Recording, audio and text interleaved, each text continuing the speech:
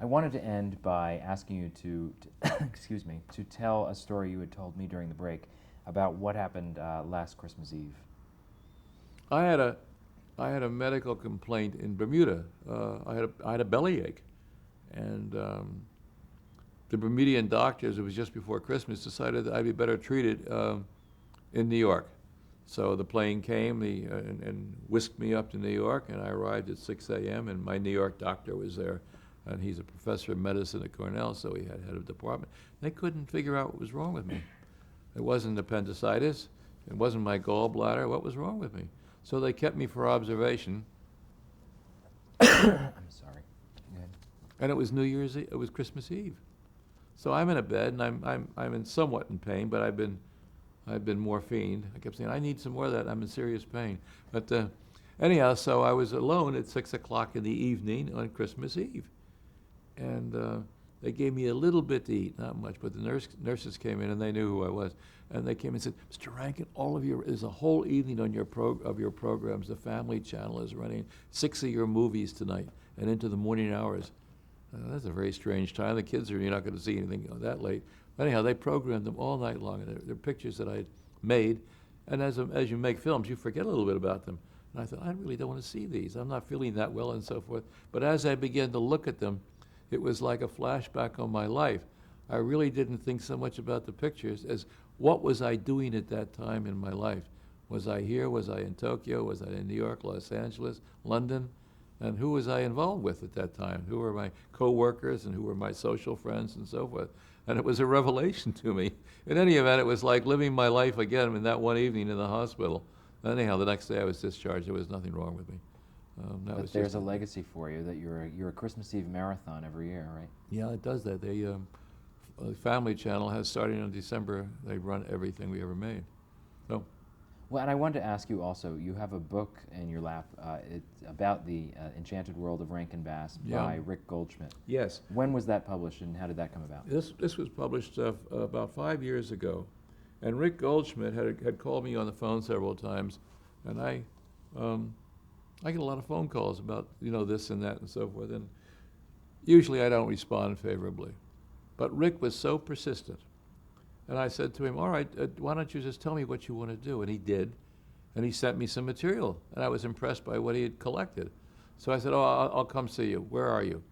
Rick worked for the telephone company in Chicago, or outside of Chicago, and I went there to visit him, and I went to his home, and a part of his home was a shrine to all the Rankin Bass material ever made. He had collections of toys, old films, posters, and so forth. He clearly impressed me. So I said, all right, let me help you do it, but I don't want it to be a story of my life. Call it a portfolio of our productions, which he has done meticulously. So if there's anything you want to know about Rankin Bass, it's in this book. This book tells you everything in short form that you want to know, accompanied by pictures. And I'd like you to see some of the pictures that are in this book because they take us back to things that we discussed. Great, we'll take a break and do that. Are there things in that book that you had forgotten or are news to you because they came from other people in the company that you... Yes, of course, there are things, great. like quotes and so forth. Great, well, we'll take a break and we will look at some photos. Okay. Thank you. Oh, these are my parents. That's Mignon Audrey Clem and Arthur Gardner Rankin Sr. They had met in vaudeville, and they were in an act called Art Gardner and Company. Obviously, Mother was the company, and my father was Art Gardner. He didn't use the Rankin name. They did a routine, a sketch on the stage called $1 Million Baby. And I met $1 Million Baby in the 5 and 10 cent store was the song that they accompanied themselves to. And he would go in to buy the music, and she got up and danced around the piano, and that was the act. And then they'd move from one city to another. This was during the 20s, when vaudeville was the major entertainment of the country. And that's that.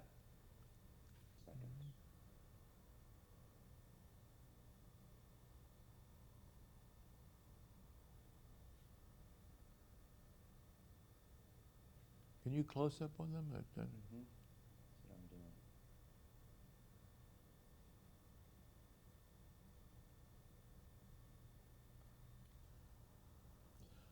Okay, these are my wartime years. I think I was about 19 years old when this picture was taken. I had to leave from sea duty, and you'll notice the mustache. Isn't that a dream of a mustache? Errol Flynn couldn't have done it better, except I was very, very blonde, and you couldn't see it. As well formed, and I kept an eyebrow pencil in my vest pocket, and every chance I got, I'd turn around and touch it up. So it was evidence, and someone said to me, "What is that silly thing on your upper lip?" which offended me very much. And then one morning I woke up somewhere, and I looked in the mirror, and I thought, "That's ridiculous," and shaved it off.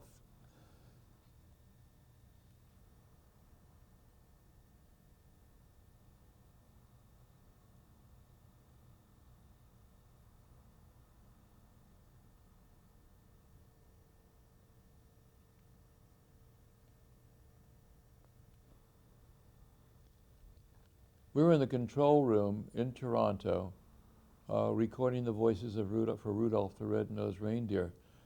We did a lot of our work in Toronto because of the actors union there and their conveniences to us, and also the great talent available there through the Canadian Broadcasting Company.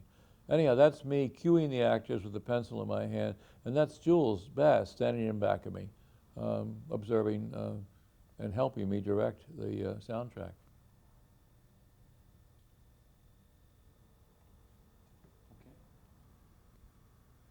This is a cast picture for Rudolph the Red-Nosed Reindeer. These are the artists who did the voices for the picture. That's me at the piano. And standing next to me is Bunny Bernard Cowan, who was really the voice of the Canadian Broadcasting Company. He wasn't a cast member, but he was a recording supervisor. He assembled the cast for us for the auditioning. That's Alfie Scott, Paul Mann. And most importantly, in the middle is the lady is the voice of Rudolph the Red-Nosed Reindeer. And she did many other films for us, and Willie McBean and His Magic Machine, because she had a little boy's voice as opposed to a female's voice. And she worked for us on several projects, and very successfully, and obviously very attractively done.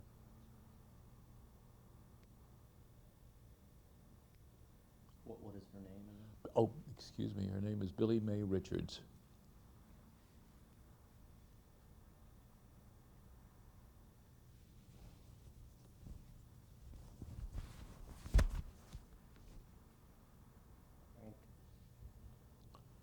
This is a scene from Willie McBean and His Magic Machine, and that's the scale of the figures that we used in the stop motion process called animagic. And I'm examining and manipulating the figure here in this picture.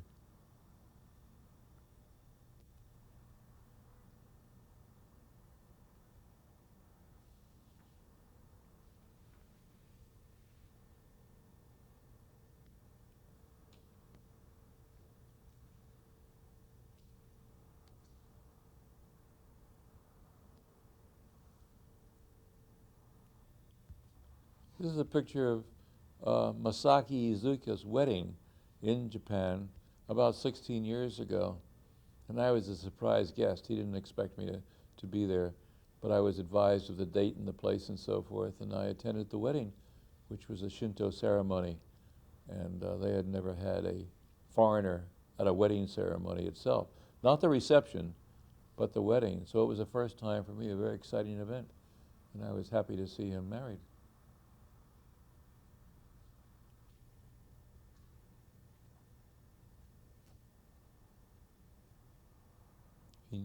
He now has a daughter who's 13 years old and calls me Grandpa. Adorable child. This is a scene from Rudolph and Frosty's Christmas in July. This is a piece of art that was not in the film. It's from the film, but it's not a film piece. It's done by Paul Coker.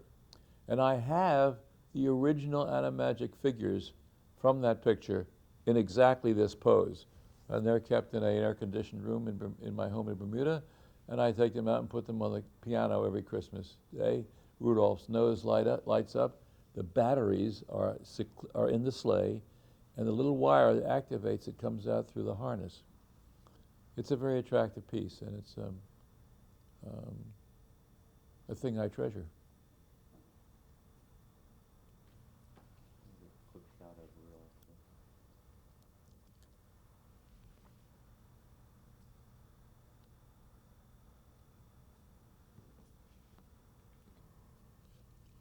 This is a scene from The Hobbit. It's actually a master cell from the film. Background is, as you can see, beautifully rendered, and there is The Hobbit, Bilbo Baggins, writing his journal, thinking that this is the end, and it isn't. It's only the beginning, as the narrator Gandalf reminds him. I think it's a great picture. I love the interior of the Hobbit hole that he lives in. Many of these illustrations were I don't want to use the word reproduced, but they were reminiscent of our picture in the Peter Jackson production, which I admire tremendously. Imagine that man in that remote place being able to produce a picture of that magnitude with the special effects available today. But I see that some of his exterior scenes and characters bear a strong resemblance to our Hobbit. Now, whether he was influenced by that or not, I don't know, but I'm guessing. I'm not turned on, am I? Good. Hang on, just In the I'm rolling.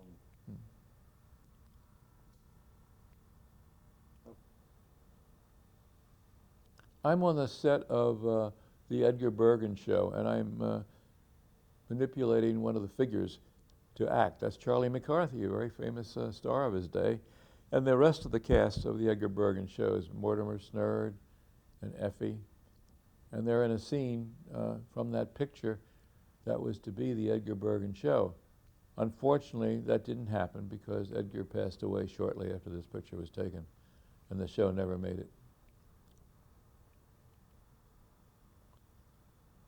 We tried to use our stars as replicate them in Animagic, those that were worthwhile doing that with, like a Fred Astaire or a Danny Kaye. And this is Danny looking at the figure that we have made, which appears in Peter Cottontail. It was very well done. It looked just like him and moved like him. He was very taken with it. And we're in Tokyo looking at this, and Danny is wearing his rumpled clothes, which he was famous for. He never dressed up. He said in his lifetime he had worn too many tuxedos. And this is the way you saw him in almost every guise. Became a good friend. There's a picture of at an earlier age, of course, with my two sons, Gardner on the right and Todd on the left. And we were picking shells off the shore near our home in Darien, Connecticut. They were then, at that time, Gardner was probably 7 and Todd was 5. There's 2 years between them. It's a lovely picture. This was taken by a life photographer who was following our move back to the city, which we decided to do after 5 years in Connecticut. While everybody else was going to the country, we were returning to the city, and this was part of a whole picture story they were doing on us. Picture of me, obviously, and my wife, Olga, in a loving embrace. We've been married now for 20 years, and this was taken at the early time of our marriage. We've had a great marriage, and she's a wonderful, wonderful woman who is presently gone back to school and is in Kent University in Canterbury, England, studying for a law degree. I don't know what she's going to do with it, but it'll be one more thing to hang on the wall. She's already got a degree from NYU. She graduated from that a couple of years ago, and a master's degree. So she's reliving her student years and having a great time doing it, and I'm very proud of her.